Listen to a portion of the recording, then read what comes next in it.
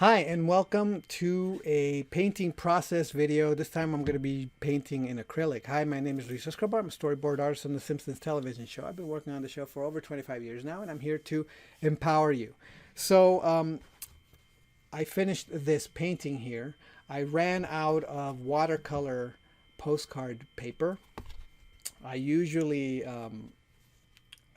just paint with the watercolor, but since I ran out of paper and I needed to paint something, I decided to use this cardboard that comes with it. It's really good, thick cardboard. And I used acrylic paints this time around. That's something that I haven't done. But I basically used them the same way I would use watercolor. I don't know if it's a successful process to do that. But this is the painting that I will show how I did.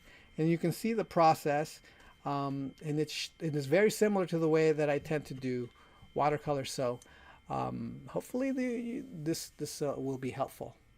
And without any further ado, here you go. So it took me about an hour to do this. I did do the drawing beforehand, as I usually do, and then I start going. One of the things about this cardboard is that it kind of soaked up the paint in a way that I didn't expect. So it's been a very, very long time since I've painted anything in acrylic, and I'm still getting used to it. I'm still learning how to do it. One of the things that is really difficult for me at this point is how to apply light color, how to apply white value. I'm much more comfortable applying the shadows than I am applying the white. So I still have to get used to that, and more practice is needed when it comes to applying white. But here I am putting in all the shadow patterns down as best as I can, anticipating putting in the white. So once I place in all the shadow values, which, like I said, it's the easiest part of the process for me, and I'm applying all the paint in the same way, really watered down as if it's watercolor. Like I just really water down the paint, which is why there's a lot of like streaks and things. So here I am putting in the white. This is the part where I'm the least comfortable with just putting in white. I'm not sure at this. So the reference that I was using here had extremely bright white. Like it was just so white that it looked blown out, right? So I was trying to capture that. And yeah, I'm not sure if that was the thing I should have done. I think maybe next time I do something like this, what I'm going to do is I'm going to distill the white, not be pure white, just kind of add a little bit of brown to it and then just go in that way.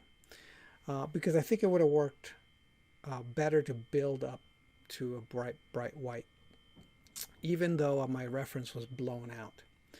I'm putting a darker layer.